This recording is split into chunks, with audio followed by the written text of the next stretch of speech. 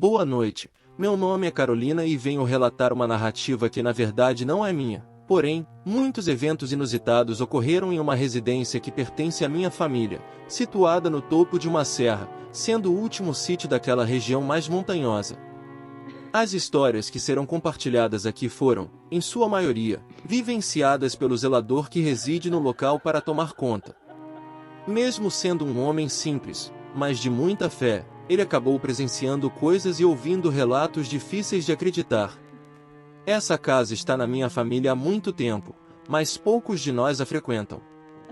Recordo-me de quando era criança, brincava próximo às árvores e na varanda da casa, porém, por alguma razão desconhecida, raramente pernoitávamos lá. Geralmente, íamos de manhã e retornávamos ao entardecer, deixando somente o zelador para passar a noite. Por motivos pessoais, não mencionarei o local do sítio nem o nome do zelador que ainda trabalha para minha família. A intenção deste relato não é causar sensacionalismo sobre o lugar, mas sim contar as ocorrências estranhas que ali ocorrem. Portanto, vou apresentar a vocês o relato do zelador e alguns dos incidentes que ele presenciou. Quando comecei a trabalhar aqui, nunca havia visto nada de anormal, porém, havia certas coisas que aconteciam e que eu não conseguia explicar. Certa noite, após terminar minha refeição, ouvi passos altos na estrada em frente e estranhei, afinal, este sítio é o último e não há mais nada além dele.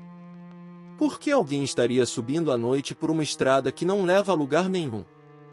Curioso, saí e fui observar discretamente. Foi então que vi o que parecia ser um menino montado em um cavalo totalmente negro.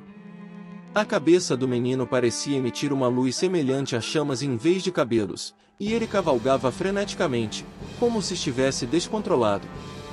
Rapidamente, voltei para casa e me escondi perto da porta, enquanto os passos continuavam por um longo tempo. Pela manhã, desci um pouco pela serra e visitei algumas casas habitadas por moradores antigos da região. Eles me contaram que também haviam visto e ouvido os galopes, e do sopé da montanha, avistaram uma luz estranha que não parava por um minuto. Outra coisa que presenciei nessas matas foi uma sombra estranha que subia e quebrava os bambus localizados ao lado da casa, onde há várias plantas altas. Às vezes, utilizo alguns deles para fortalecer as cercas ou para artesanato. Porém, em algumas noites, ouvia barulhos estranhos, como se alguém estivesse batendo neles e subindo até o topo. Numa noite, decidi investigar para ver se encontrava algo e deparei-me com a sombra de um menino de aproximadamente 5 anos pulando de um bambu para o outro. Em seguida, descia e eu observava uma espécie de fumaça. Depois, o menino subia novamente e ficava balançando lá em cima. Outro fenômeno estranho que ocorre aqui é a minha incapacidade de criar qualquer tipo de animal. Como levo uma vida solitária, gostaria de ter um cachorro como companhia, porém, todos os cães que trouxe para cá ao longo dos anos não paravam de chorar. Quando chegava a noite, os cães ficavam lamentando até que eu os colocasse dentro de casa. Tinham tanto medo da noite que, quando eu não abria a porta, eles simplesmente iam embora e só retornavam quando eu descia a serra para buscá-los. Recordo-me de uma noite em que desci a serra de moto. Na estrada, ao retornar para o sítio, senti arrepios que não eram causados pelo frio, pois estava sempre bem agasalhado. Enquanto cruzava o portão, ouvi vozes vindas de um riacho próximo. Aproximei-me cautelosamente, pois as pessoas da região não ousavam tomar banho ali nem durante o dia, imagina à noite.